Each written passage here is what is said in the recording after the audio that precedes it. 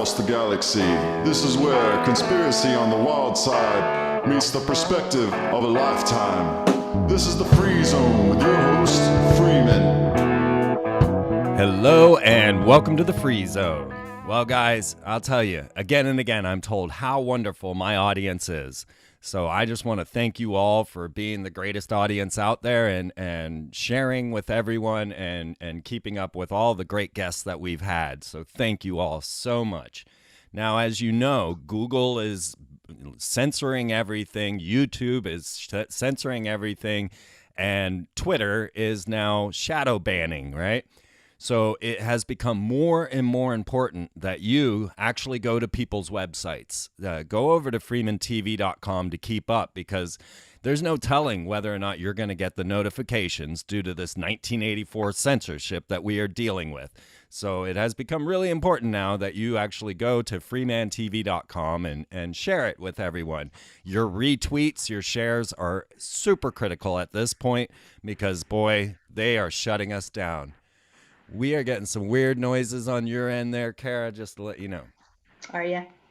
Yeah, that's not unusual at all. I don't. One of the reasons I don't use Skype is because they tend to robo me out all the time. I mean, you're talking about the kind of thing that happens to those of us who interview over the airwaves for this kind of stuff. This is why we use Zoom. That's not a secret, I'm sure, to all these people who are monitoring our airwaves.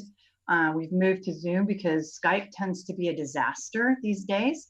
And we'll just continue to do that. We'll continue to move to whatever platform works for us. That's right. Did you know that the first time you sign into Skype, you get a quote from 1984? No. What does it say? I was one of the very first people to sign into Skype. And when you get your first message from Skype, it is a quote from George Orwell's 1984, where Winston is realizing, the lead character of 1984 is realizing that Big Brother is real. Yeah. And this is the quote that they send on every Skype when you sign up, or at least they did when it started. And, nothing like letting us know. I mean, the word Skype right there is just theft, stolen, That's taken. True. That's true. That's true, absolutely. And we don't think about that stuff anymore. I mean, we just kind of let everything go by us.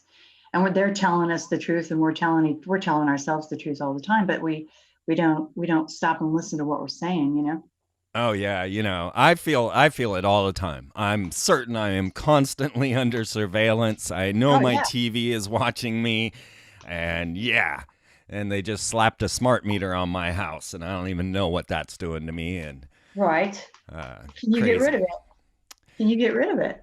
No, I'm a renter. There's nothing I can do. The best I can do is move, which I might just do. Right. So again, folks, your donations and support are greatly needed. Right. I mean, seriously. Right. Even anarchists have to eat and buy gas, gang. It's true.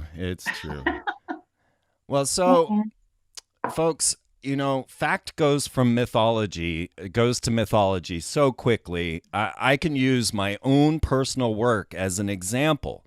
This is how quick we can move from fact to fantasy. And we're going to discuss this today with Cara St.Louis. Sure. Now, when I began, no one knew what a Freemason was. No one knew anything about occult signs and symbols. And I put together a deep study into the Freemasonic origins of corporate logos. I showed you exactly how each corporate logo related to Masonic ritual. Well, it didn't take very long before Freemasonic corporate logos became this thing known as Illuminati corporate logos. And suddenly people thought that these logos had some sort of magic spell over you. Right. So here I had given you a nuts and bolts example of how this is related to the Freemasonic rituals. I don't know what you're doing over there, Cara. Sorry, I'm so sorry. I'll be good. Okay. Okay, so I gave you a nuts and bolts definition, understanding, even showing you the Masons that created the corporate logos so that you could see that there was a very rigid science put to this. But so quickly it became known as Illuminati corporate logos. And this became this group that seemed to be omnipotent, omniscient. They were planting seeds of their destruction 20 years in advance in movies. And it became fantasy.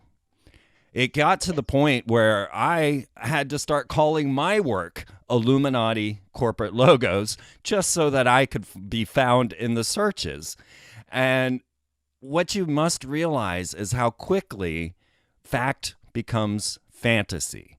Because this is just in 12 years of work, all of a sudden we went from Freemasons, which are completely identifiable, to Illuminati, which is this ethereal group that seems to know everything about the world and can predict the future decades in advance. So, folks, this is me using my work to illustrate how quickly we go from fact to fantasy. Now, dangerous imagination and silent assimilation is the territory covered by activist, teacher, and journalist Cara St.Louis.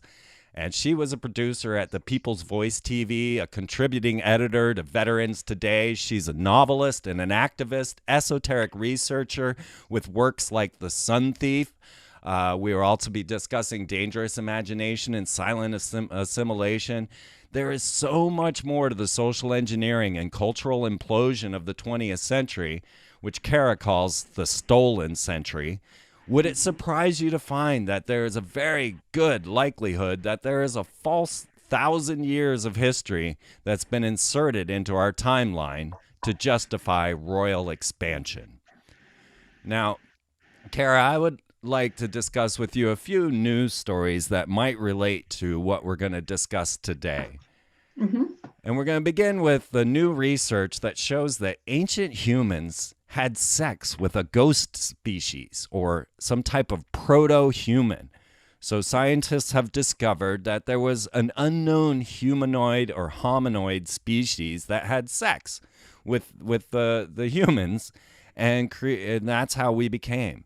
So have you heard about this ghost species proto-human article? No, I haven't heard about the article, but it's certainly not a new idea. It does come around every once in a while. I think, aren't you able to go back all the way to this Zachariah Sitchin stuff and the Nephilim and them mating with, the humans who are already here, that kind of stuff? That is certainly where I would go with this. If we're talking about a proto-species, we're talking about maybe visitors or, maybe there were other races of hominids on planet Earth other than the ones we know. Well, this is the question. It really is the question. Now, as you know, I've done some research on seed races. I mean, there's so many things that you've said already that I can touch on, from being surveilled, which has happened to me in the last year. Let's stick with the news for now, and then we'll get to that. Right. So, yes, one of the things I'm most interested in is serious evidence of seed races, where they come from, who was here, if anybody, when they got here, and basically how we evolved. So what I don't buy into is an often discussed theory that there was a race of non-humans, of aliens, if you will, of non-Earth types, living beings who somehow interfered with our DNA. That I don't think is true. That I don't believe. That I don't think is true. And that just goes back to who I think we are as beings. But in terms of there being a possibility that we've interbred with other races, and even in, the way you put it was ghost races, which, I mean, I'm not sure what they mean by that. Do they mean that it's a race that we can't identify? Does it mean okay? Yes. Because it could also mean a race that we can't see. It could mean a race that exists in a different dimension that can interact with us. And there are plenty of those. We tend to see them as negative, and that's because their effect on us is negative. Or, we talk about the jinn, we talk about archons, we talk about any race of being that is parasitical in nature. And certainly there are a lot of people out there talking about, well, maybe not lots, but there are some people out there who make it their business to talk about sex from the other side. Love bites, I think is what one of Yeah, the sites yeah. is called Love Bites. I haven't really delved into her work too much, but certainly there's a Evie whole Evie Lorgan. It's Evie Evie Lorgan. Lorgan, I She think. was Yeah. the very first and only in studio guest I ever had. Really? Yes, she's Oh, so wonderful. interesting. I love her so much. Well, Well, I think I have met her one time when Danny and Lisa were doing one of those roundtables. But other than that, I haven't seen her stuff too much. I do know that she's doing a lot of work on that. So well, there's that all kinds of ways that can happen. yeah, that definitely touches upon what Serge Monast was saying about Project Bluebeam. As many people think Bluebeam is actually an alien invasion or a false alien invasion. Bluebeam, according to the guy who wrote the article, Mm-hmm. is actually a method of channeling demons, if you will, or entities into your soul Mm-hmm. using fiber optics, using computers, And many people don't read the fine print when it comes down to uh, Project Bluebeam. But now Mm-hmm. this could take us to another layer. So, for the first time, scientists in the US have successfully edited the DNA of human embryos using the much talked about gene editing tool CRISPR. Meanwhile, Xenogene has produced Long Long, the world's first genetically modified cloned superdog. And genetically engineered salmon has now reached your dinner table. So Right. we're looking at uh, gene editing, already editing the DNA of human embryos, producing genetically modified cloned super dogs and super large salmon. So now in the 21st century, we're already looking at a great mystery here as to what all of these different species are going to become as we start to edit their DNA. Do you have any thoughts on that? I do have some thoughts on that. First of all, why is it being allowed? Okay.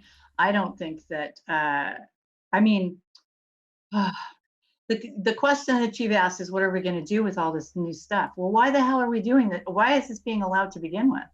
This is fake biology. This is artificial intelligence.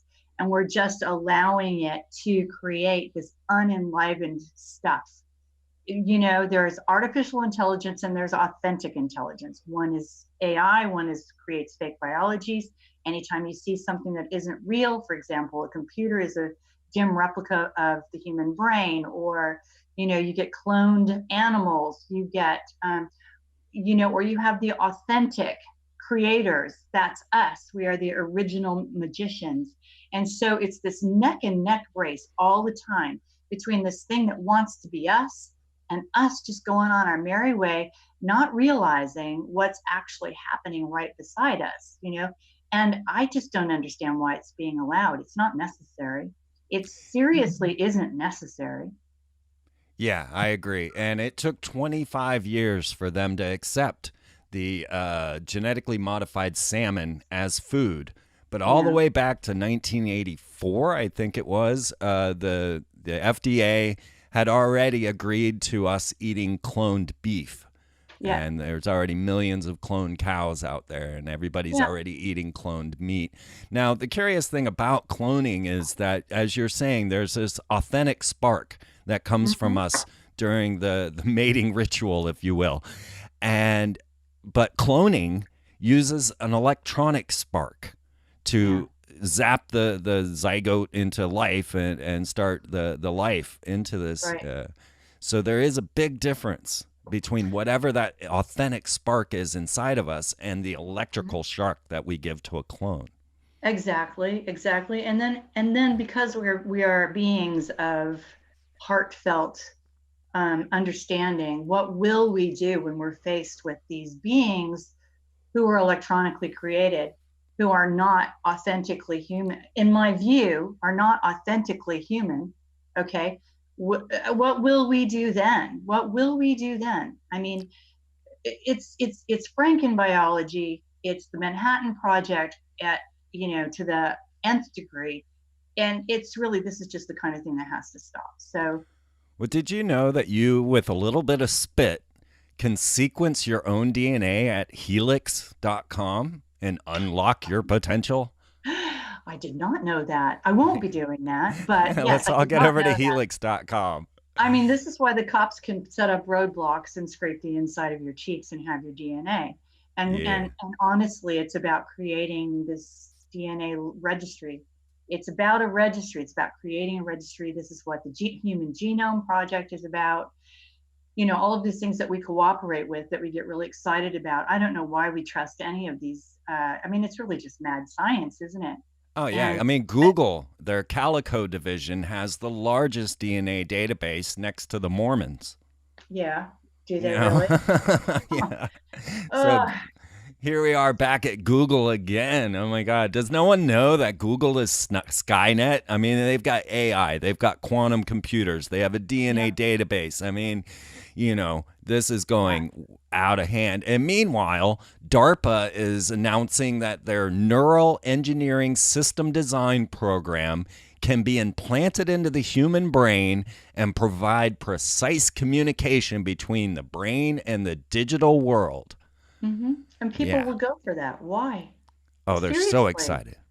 So why are excited. people going to go for that? I don't. And I think people are going for that because they don't understand who we are. They've completely lost sight of the fact that there's nothing out there. I was talking. Do you know who Shane the Ruiner is? I No. just did, oh well, I just did an interview with him, and we were talking about CERN and what CERN actually is. And in his view, it's this mighty huge thing, this mighty huge, computer data processing communication thing between the moon and Saturn, and I mean all of these things. But the thing that he and I both agree about is that we're still bigger than that. The individual human being is still bigger than that, and the fact that we have completely been convinced that we have no power, no internal guts, no moral fiber, no nothing, makes us want to link up to a computer and have the computer be part of us so that we can be better, we can be magic. They don't get that we're already magic. We are the original magicians on this planet. We're still that. We are still that. We just have to stop and know that, unhook, come away from it, stop being dazzled by this nonsense. But one of the reasons that we can be dazzled by this nonsense is because they have us by the short hairs, because they have us addicted in every way imaginable. So Absolutely. there you go. Yes. They can And make us dance. I mean, folks, you've heard of megabytes, you've heard of gigabytes, but the brain works at exabytes and even petabytes. And CERN's computer, the grid, is the first system to be able to push exabytes of information. Now realize everything written by mankind could fit into 5 exabytes. So now we have CERN capable of pushing this exabyte limit that is now capable of transferring souls, mentalities, whatever you want to call it, through their system. Google, of course, is not far behind. So, yeah, we are absolutely at that point of neuro connection with computers. And, yeah, I want to stay a human there, Cara. I really do. Yeah, me too. I don't get it. I really don't get it. And now, maybe you have some listeners out there who are saying, hell yeah, the future is here. But you know what? You've got to make a stand right now. You've got to make a stand right now because you do not want to lose your soul, your body. We're already enslaved. We're enslaved because we allow it to happen, USA Today put out an article this week with the bold headline stating, "You will be chipped." That's the headline. Will I? Will you? Everyone will be chipped, they say. Yeah. Isn't it sad? The thing is, I have 3 children. They're 20, 22, and 24. And I have been telling them since they were old enough to listen that all I really wanted was to be covered in grandchildren. But you know what? I don't want that anymore. I don't want that anymore because there's too much for them to have to cope with right now in terms of fighting off the damage that's right just on the horizon. You have situations now where if you don't let your child be vaccinated with the Hep B in the hospital, they'll take it from you, even though that is so illegal. It is so illegal. But if you've just given birth to a baby, and they're getting ready to walk out the door with it because you won't let it have the Hep B, then the chances are you're going to do it, right? I mean, there's just so much stuff. Now I tell them, look, don't, hold off. Let's see if we can, let's see what happens in the next 10 years, for God's sake, because I don't want to see I couldn't bear it. I couldn't bear it, Freeman. I understand. If I saw my grandchildren, swallowed by what's right on the horizon right now. So anyway. Yeah. The Freemasons had a CHIP program, a child identification program. Yeah. And, they just openly call it the CHIP program, and it comes straight from the Freemasons. And they're like, don't you want your child to be safe? Get the chip, right? Right, exactly. Well, yeah, I mean, in 10, 20, 30 years ago, we might have said, oh, yeah, but you know what? That's not going to save your child. We all know, well, I hope we all know what at least some of the statistics for missing children are on this planet right now. Chipping isn't going to do a damn thing for that. No, if anything, it's just going to let the elite know where your child is. I mean, Disney's already tracking children through the applications on your phone. Yeah, it's just like giving pedophiles a catalog to search through. There you go. Yeah. Like remember the old Sears Christmas catalog, right? Oh, man. Or that, the Mormon date book, So, so let's not kid ourselves, folks. Now is the time. We are at so many thresholds right now. We've got to say no. It's really life or death at this point. Well, Cara, you and I have been putting out information every week for years now. And that means we are expanding the consciousness. I mean, weekly. And this imagination, this information is filling the imagination, and the imagination is growing and changing so rapidly. It's amazing. I mean, when I think about when I began, how little was known about even the Freemasons or secret societies. I mean, there was no Dan Brown yet. There was nothing coming out. Now look at us. Everybody has an opinion. Everybody knows. And yet nobody knows anything because they just get these little tidbits, and then the imagination goes wild with it, like I was describing at the beginning of this show. So, I think... Go ahead. No, I think what happens is... we reach a new level of understanding, and then we kind of sing ourselves to sleep on that level by singing the same song all the time instead of going deeper. What happened to me, and what has happened to several of the researchers I know, is that you start in a certain place. I started with chemtrails right after my mother was killed. A lot of people start with chemtrails because it's really easy in the sense that you look up. It's very physical. It's right there. It is a gateway conspiracy, for sure. It is a gateway. It's absolutely a gateway, and it's really probably the most critical gateway. So that's good that's where we start. But you then progress. You progress from there, okay? Thankfully, a lot of people are discovering that all the time. So a serious percentage of the research population stays with chemtrails all the time.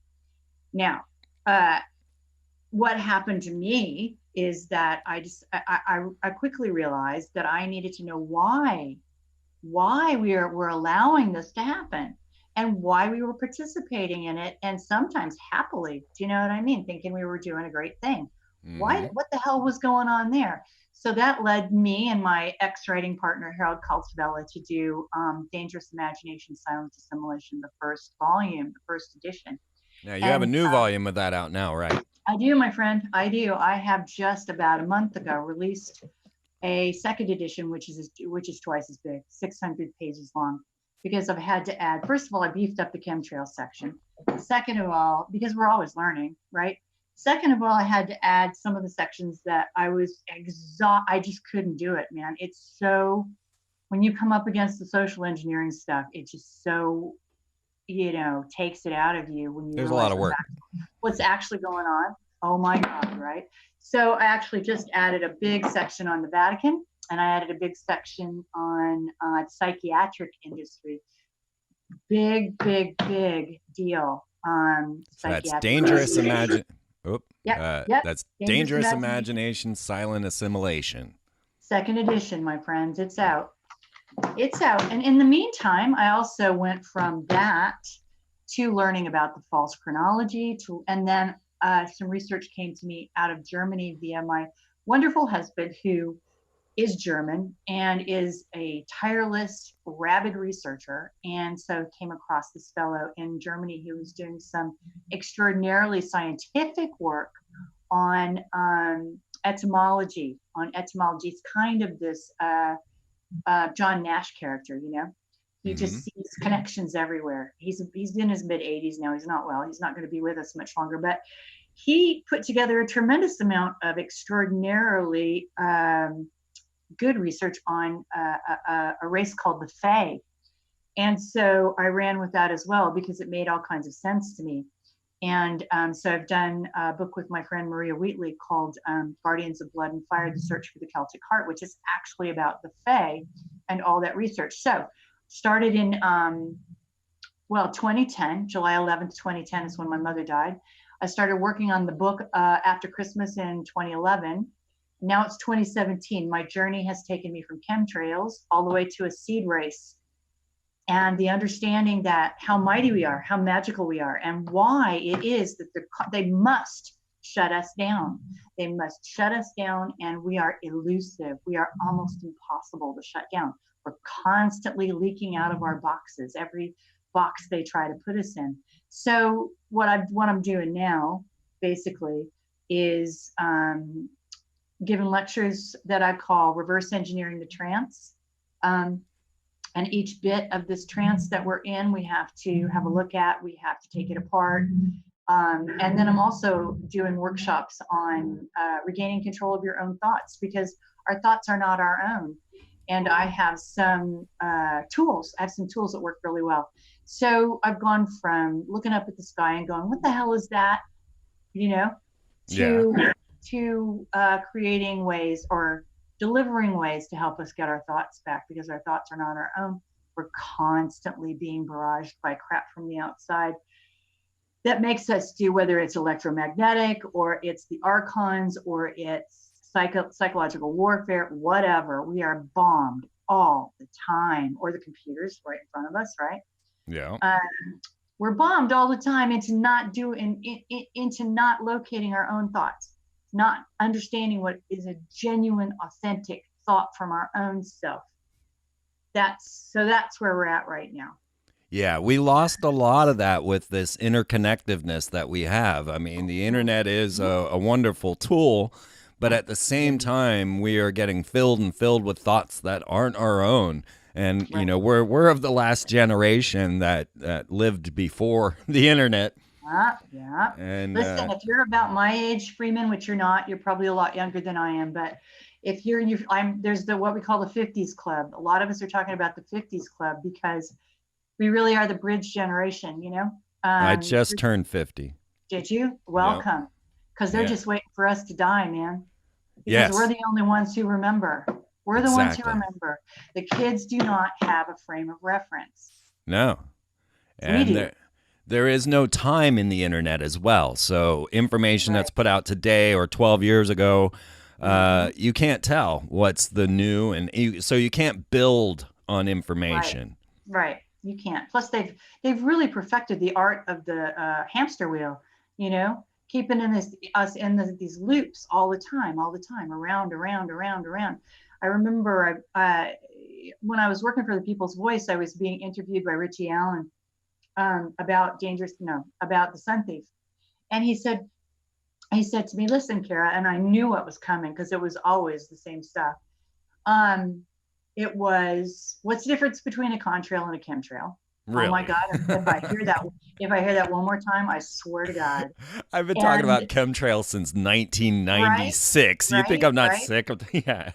Oh my God. And the other one is, it couldn't possibly be happening because too many people would have to know about it. Am I right? Right.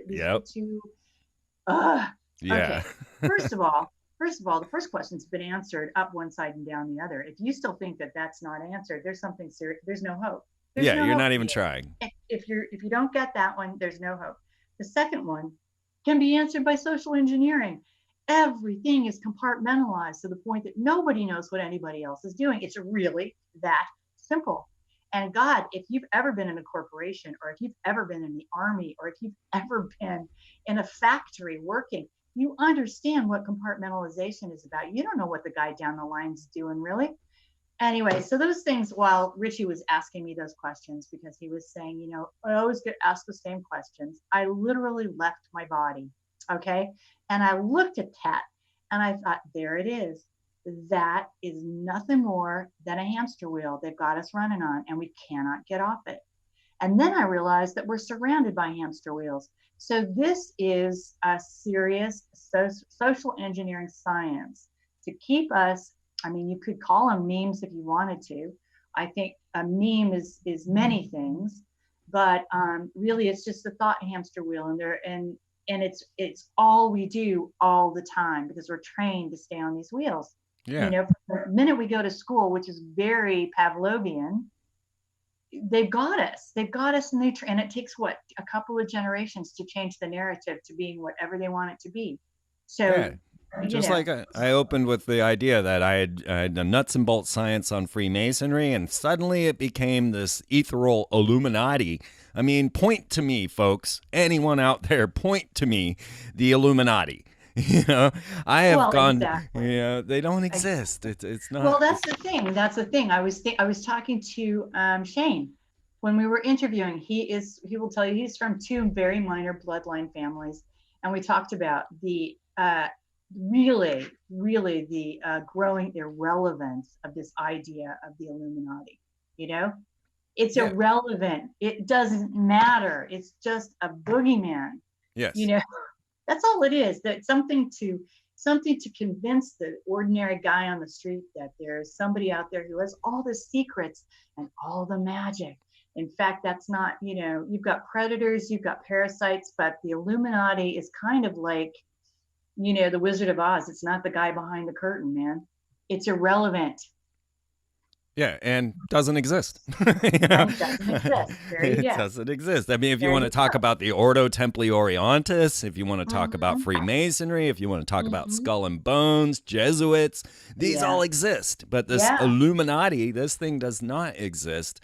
And their ability to project the Twin Tower falling in movies 20 years prior is ridiculous. And well, people will... ridiculous. Yeah.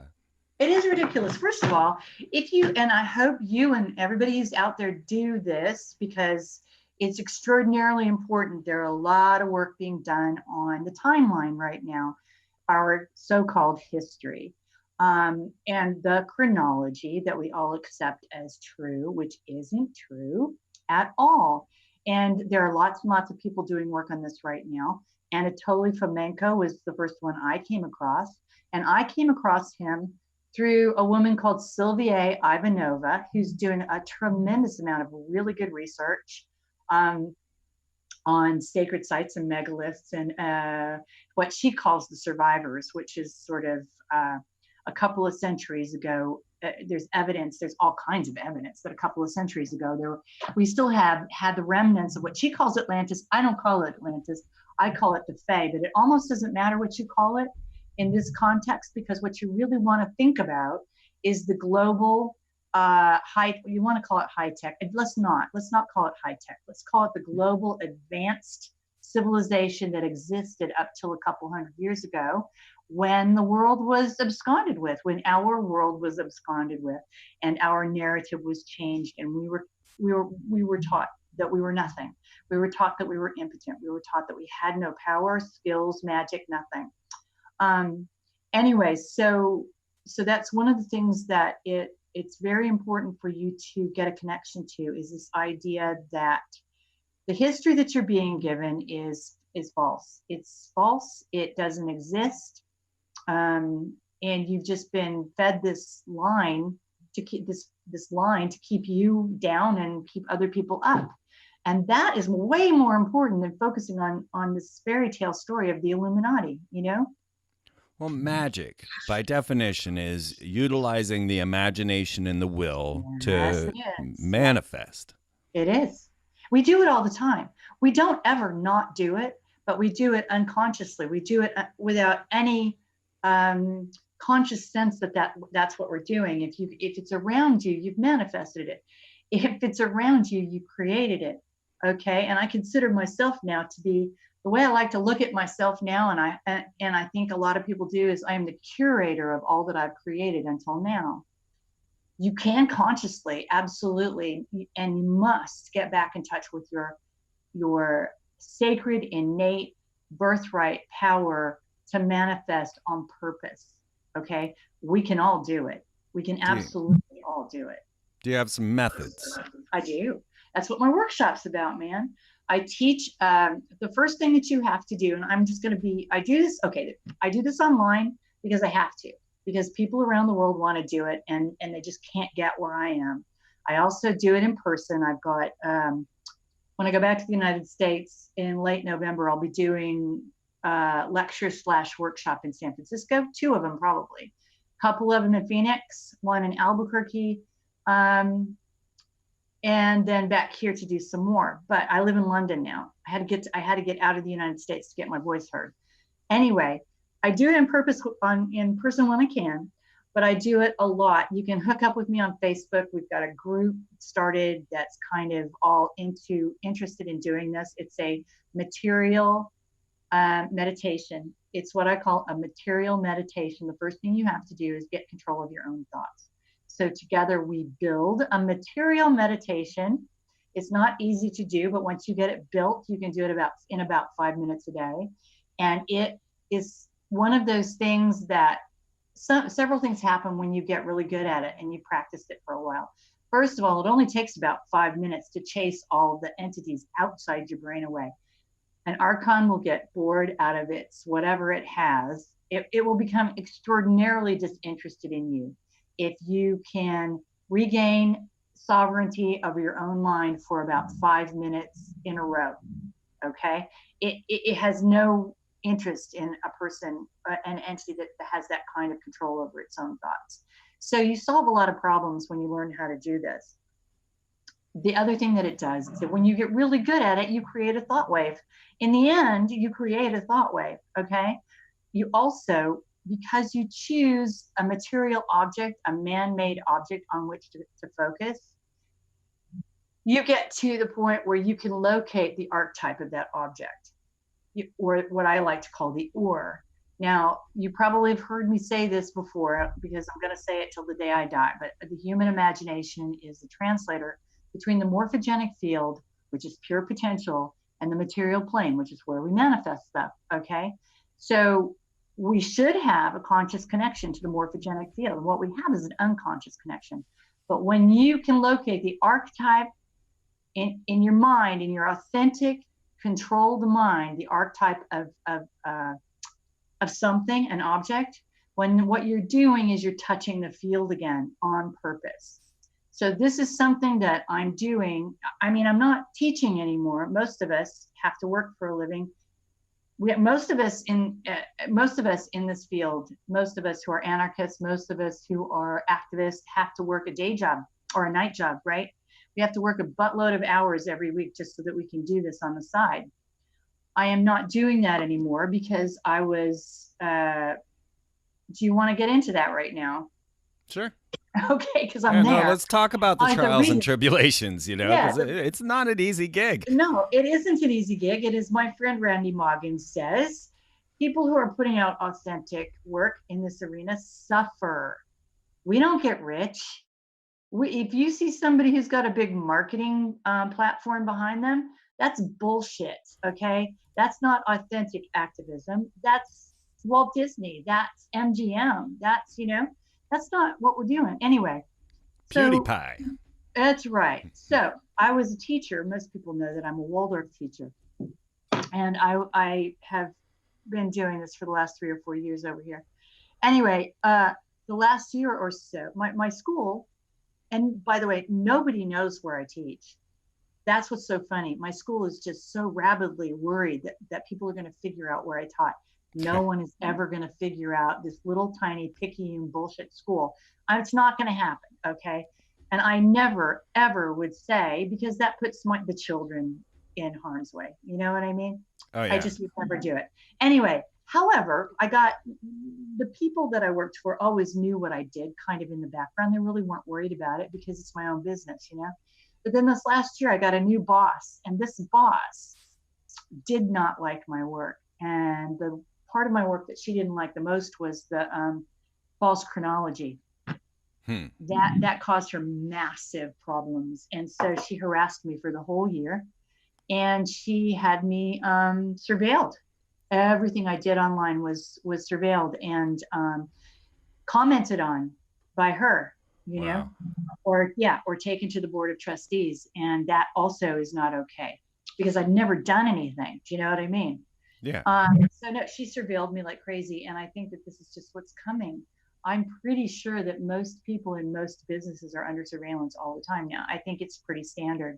Yeah. But I was stunned. I was absolutely stunned, and I finally just it ended up being a standoff basically, and it's like a forced resignation almost when you get to a place like this. It's definitely being sacked. You're definitely being fired because you're being tormented to the point you can't stand it anymore. Anyway, so that's what's giving me all the time to do what I'm doing now. It's just another example I can pull up of the stuff that we're going through. So I have what I have now is the gift of time, Freeman. I have the gift of time, and man, that's dangerous to give somebody like me the gift of time. Yeah. Because I could do all kinds of shit now. I hear you. I hear you. And if we, keep the books rolling and and folks, if you buy their books, if you buy Cara's books off Amazon, you don't get very much. I don't know if you have a dedicated site. I do, because I am my own publisher. I publish my own books. I am White Lion Press. So buy them on Amazon for me. Because Okay. I am also my own publisher because I was never going to walk into that situation where I do. Okay, there's a couple of things you can do for me though, Freeman. Thank you for opening up the space for that. Do buy them from Amazon because I am my own publisher and White Lion Press. And that is because when someone gets a book contract with a major publisher, they will pay you this princely sum of about 40 cents a book. Right. Okay. And they will not do any of the marketing for you anymore. You got to do it all yourself. So I've created my own publishing house. It's called White Lion Press. And I get around that in many, many ways. I did the same thing. Good for you. Because you know what? Artists and activists have got to take control of their own work. You've got to take it back. You've got to take it back. It means more work in different ways, like getting people to be aware of who you are and what you're putting out and why they should buy from you. But you're going to have to do that with the other guys anyway. Well, now again with the shadow banning and all of the censoring that Google and Twitter are doing, it's really up to the audience for them to get out there and retweet and share and make sure that we're getting out there. It is. You've got to be guerrilla. You've got to be a guerrilla about all this stuff anyway. But the other couple things that I'm doing, like I said, I'm setting up my workshops. You can find that on Facebook. I'm on Facebook. I have an authors page and I'm extraordinarily responsive. So let me know if you're interested in any of that stuff and I'll get with you. The other thing I'm doing is I am so excited about this platform of Patreon. I've got a Patreon page now. And I can interact one-to-one with anybody who signs up to be my patron. And you could do that for $1 a month, man. But if I've got 3,000, followers and they all sign, half of them sign up for $1, then I can keep buying groceries and making my car payment, So anyway, that's www.patreon.com/Cara St. Louis without a dot between the Saint and the Louis. I invite you to come over there. I've set up, I'm doing what I call the Patreon series, the patron series of interviews. I've done Dan Schreiber from Starseed in Australia, fantastic interview, because I'm trying to provide value, as you do, Freeman, for the people who come to your channel. And I've just done Shane the Ruiner. Some people out there will know who he is. And I'm getting ready to interview Mike Williams and Mark Devlin on the fake Paul McCartney, Beatles, all these musicians who are suddenly dying, and the Music Con thing, that's coming up. That'll be on my patron series. So it gives me an opportunity to do something extraordinarily direct. And I figure if you can afford $1 a month to pay for everything I have to give, then I'm going to give you everything I have to give, you know? Right. Yes. I am definitely trying to be the best. You do it, man. You do it. What a That's okay, world. right? But that's okay because we're having to create something new. We're Yes. always having to do end runs around their crap, and they're That's always that's throwing so more true. crap around us. They're always throwing more crap at us. You know, I never thought the day would come when I wouldn't be able to teach because I questioned the historical timeline. I mean, think about that out there. Maybe some of the people who are listening to your channel are teachers. Maybe your mom was a teacher. Maybe your dad was a teacher. Maybe your sons or daughters are teachers. Teachers are being shut up. I'm not, here I am, I've lost my job because I question the timeline, because there's serious scientific evidence that indicates that we've had at least a thousand years shoved into our timeline with, all of these fake monarchies, these fake royal families, so that there would be some kind of justification for them ruling the world. That's what it's about. Right. Right. Exactly. And they're creating the future mythos so Mm-hmm. that they can look back on America and say, look what happens when we give you freedom. Right. And we're all falling right into that plan and becoming the worst beings on this planet with no understanding at all. People just don't want to dig. They don't want to do the homework and do the work necessary to actually know what you're talking about. Right. Well, actually, I think that's why I was started talking about the false chronology. I'm glad you said that because it reminded me of what you said that brought me to that point. Because they can write the narrative any way they want to, and because they can change the narrative on us in basically one generation by putting a 5-year-old in a desk at a school factory, they can write a history that looks very much like something was predicted 100 years ago. Because all Yeah. they have to do is write that in a book and go, oh, look, magic. You know what I mean? And Yeah. it's called back. And there's this. It's a technique. It's a technique that was used in the Talmudic texts, I believe. Way, way, way, way back when the Caesars were trying to beat uh, Israel into, well, it wasn't really Israel. They were trying to beat that part of the Jews or the Palestinians in that area into submission. The Jewish Wars, I think, is what they called it. Anyway, that's when you had a situation where one of their historians um, went to work for the Caesars and took this technique that he'd learned in the Talmudic scriptures, which actually was meant to be sort of a code, and started backdating stuff. So it looked like everything that was happening at that time had been predicted. And so it was meant to be. Right. Right. And I've also heard where schools, instead of, because we have become so socially conscious at this point, that they can no longer state in certain schools that, now this was told to me, so I'll have to research and find out whether or not it's actually true. But I was told in Canada that they could no longer teach that it was the German people that created the Nazi Party and did World War II. They now have to put it in as if aliens had come down and started World War II, so that we Really? don't offend any of the nationalities by associating them with these Well, that's heinous acts. interesting. That's interesting because I live in Europe now, and there's a lot of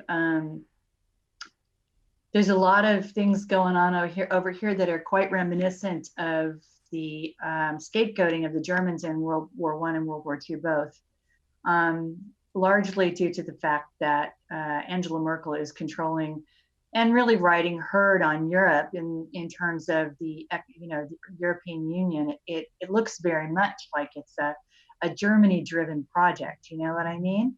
And Mm-hmm. frankly, I also have to say to you, I should say to you, that the woman who this is going to crack you up. The woman who had such a big problem with my dismantling of the chronology was from Berlin. She was German, and in Germany, it's illegal to question history. So the fact that I was questioning history just freaked her out. You Wow. know, it just scared I mean, it pushed every button because in Germany it is illegal to question history. In fact, there's all kinds of things going on in Europe that are scary as hell, really scary as hell. And it looks to me like the Germans are about to get scapegoated again for something.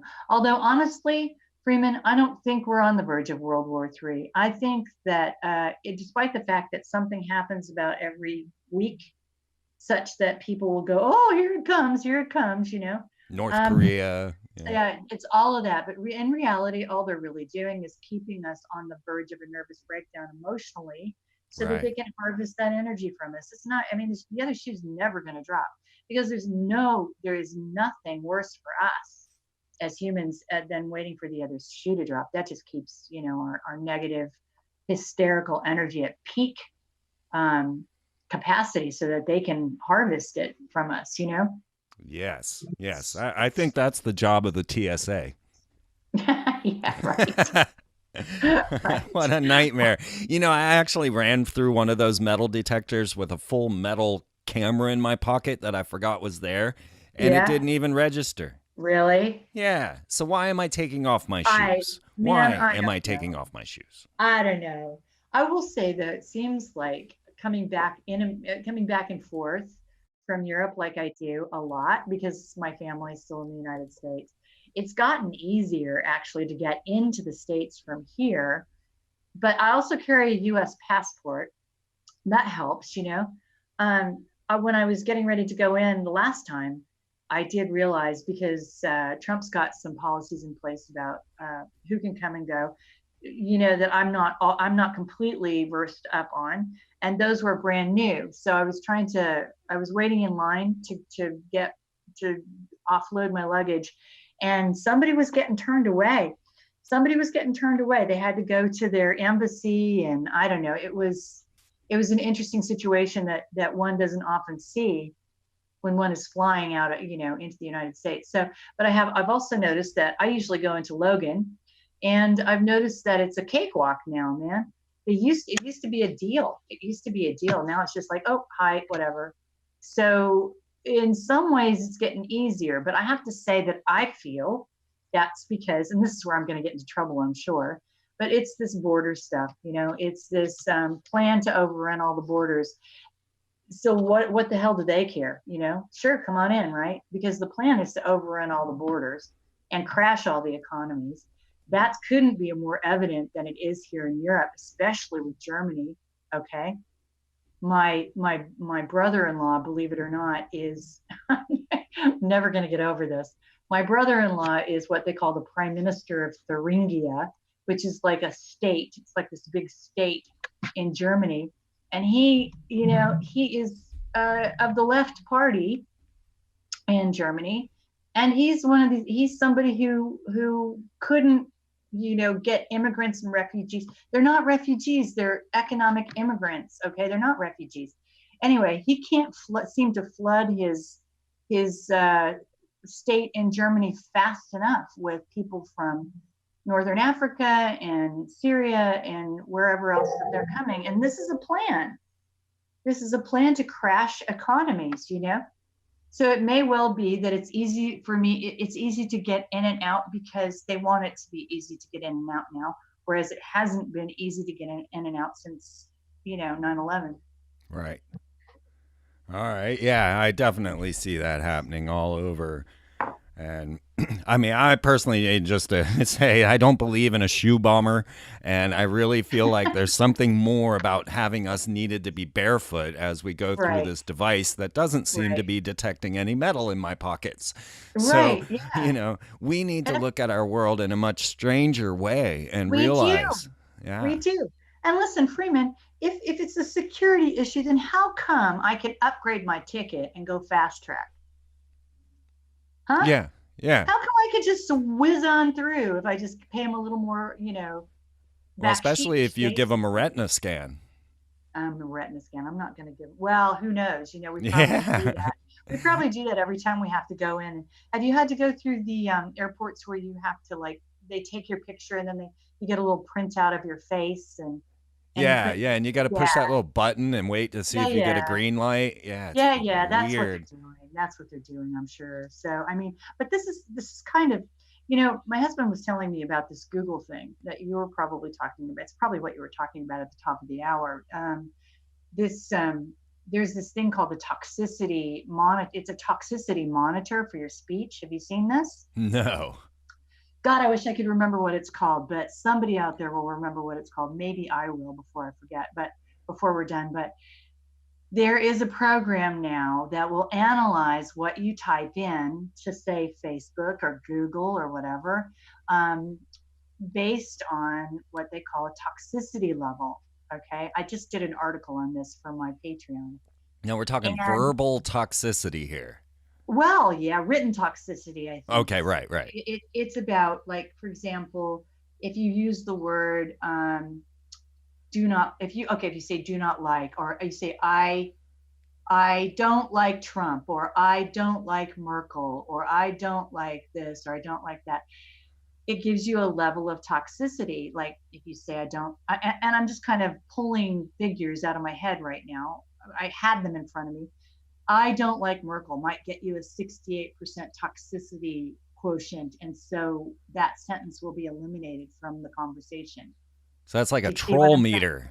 Yes, that's what they're saying. That's what they're saying it is. Oh, look, we can eliminate trolls, but it's bullshit.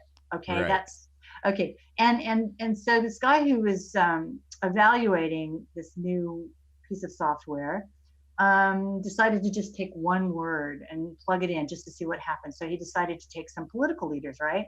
You would put Trump in and you would get like a 70% negative toxic, or Putin 60% toxic, or Merkel's 35% toxic, blah blah blah, right? All the way down to, guess who had the lowest toxicity level, which lets me know who owns the goddamn thing.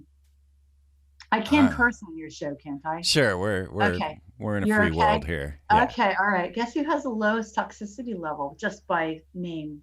First thing that came to mind was Barack Obama, but No, I you don't would think think that's so, right. wouldn't you? You would think so. Rothschilds, Rockefellers. Nope. Ready? Ready? Yeah, yeah. Clinton had a No. 1% toxicity level. Clinton. Oh my God. And if you type in "I like Hillary Clinton," it's 0%. Oh my God. So who owns that piece of software, I wonder? Yeah. I Huh? mean, oh my God, those are the most evil people on the planet. Right. Uh, Anyway, so there's this whole, I mean, this is supposed to take care of trolling, which wow. That's I crazy. I mean, had no idea about that. that's a new Google platform. Look for that in your look for Huh. that in your next rollout of Windows or whatever the hell it is. Well, people do that. People say, well, I use Google Plus because it's easy, or I use Google chat rooms for my interviews because it's really, really easy. I don't, because I know they're chasing me all the time. I know they know what I say, think, and do all the time. Do I have to offer myself up as a lamb to the slaughter and sharpen the knife for them? You know what I mean? Yeah. I mean, you have to retain a little bit of dignity if you know what's going on. Absolutely. So, I mean, We use these tools against them, but at the same time, we need to take care and, stay in our own little networks as well. right. Yeah, we have to start. One of the things that we've been talking about, because I use Facebook a lot because that's where everybody is. And I've just Yeah. accepted the fact that that's where I got to be. So that's fine. But when it comes to incubating new ideas and things, you kind of have to do that with a small group of people that you trust, and then bring out your ideas, because otherwise they're going to get buried immediately.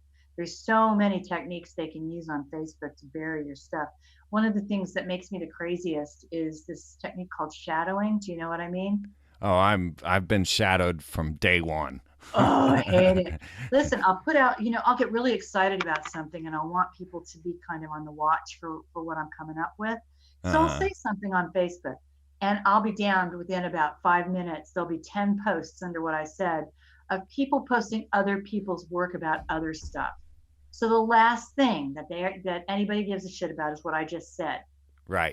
That's shadowing, guys, and that's trolling. That's trolling to be in the extreme. So if you're somebody who accidentally does that, I have to tell you, it's not cool. And I not only do I delete those posts, but a lot of times I block people when they do that, Yeah. because it's, even if you don't realize what you've done, it's one of the rudest things I've ever seen in my life. Well, you know, someone stole my title on YouTube because Google Plus changed my name on YouTube from Freeman TV to Freeman Fly. And so then somebody stole my YouTube title, and they have put up hundreds of my videos. And I don't know what to do about it. Yeah, they've got man. Yeah. I don't know what to do. I don't know. Just, who kind of tends to know stuff like that is Randy Moggins. Why don't you ask him if there's anything? All right, I'll talk to him about that, because yeah, it's rather frustrating, really, to watch it. I mean, they haven't monetized my videos. I don't know what they're doing, but they have hundreds of them up, and they've stolen everything, including my name, and I don't even know what to do about it. Yeah, ask Randy, because he's usually got some end runs that he knows about. So, that's abominable. I can't believe it. But this is I don't know. You must be doing good work, because they're trying to shut you up. Apparently, they're trying to. Oh man, it has been hard work for me there, Cara. I swear, from day one, I have battled to stay in the attention of people, and it is definitely tough. And folks, we're coming up. We're ending this first hour here, and I did want to give my condolences to the Mars family. It's so sad that we lost Jim Mars. And it just shows you how quickly we, lose these bright lights, and how important it is that we stay on top of things. Yeah, definitely, to the Mars family. But so, with the world as presently this strange, I mean, how fantastical is a description of the Fae or their original conquests? How did they deal with the first humans? Does their legacy run into today? What does it mean for humanity and the role of the Catholic Church, as we're talking about taking over the concepts and the history to engineer these royal expansions? Now, even the most devoted fantasy readers don't recognize that J.R.R. Tolkien, who wrote The Lord of the Rings, said that book was fundamentally a religious and Catholic work. Did he say that? He did say that. That is a direct quote of J.R.R. Tolkien. Now, this may come as a surprise to most of you. Well, it'll definitely come to a surprise as Catholics. And, well, I mean, when we're looking at Pope Francis and all the things that he's doing right now, I'll tell you, this stuff is getting strange. But we're going to pick this up on the other side in the members section, get deep into the analysis of megaliths and sacred sites. We're going to look at Cara's works of Guardians of Blood and Fire, the search for the Celtic heart. And I'm sure we'll get more into dangerous imaginations on the other side. So I want to thank you all, folks, for listening and keeping me going. Please retweet, reshare, and get over to freemantv.com to catch up on everything, because there's lots more to this than just this podcast. I'm posting news articles every day, new things, all kinds of stuff that you want to get over there and see. I just got hundreds of my photography up for you to look into this bizarre ancient past. So if you go to freemantv.com, on every page you will see Freeman's photography, and you'll be able to see inside of these Mason logos, Mason temples, and you'll be able to see the ancient structures and all the things that we're going to discuss here in the next hour. So thank you all so much for tuning in and keeping us going. Make sure to give us thumbs up everywhere you see it, and share, because it's so critical right now. And if you, Cara, want to share any links or things that people need to look to find you, please do so. Right now? Sure. Best place to go is www.patreon.com/Cara St. Louis. And Patreon is spelled Patreon/Cara St. Louis, all lowercase, no dot between the Saint and the Louis. That's where I'm trying to do all my business right now. if you can't find me there, don't worry about it. Just go to my author's page, Cara St. Louis on Facebook, and I will help you out. Fantastic. I'm going to have to look into that myself. There's always new technology, new reading. This has not been easy, folks, as you are learning on this show. This has been a run with no reward. But we feel like we're doing our part, though, and that's what's most important, I'm certain, for you as well, Cara. Yeah. Anything less, Freeman, is just a living death, isn't it? I couldn't do anything else. I couldn't. No. I don't care if I'm going to be broke at 80. It's just, I got to keep going. Yeah, I can't undo what I know, and neither can you. No, absolutely. So, folks, thank you again so much for being who you are, because you are amazing, and I'm told this every week. So keep it up, and members, we'll join you over in the members section in just a second. The rest of you, thank you all so much. We will see you next week with another great show.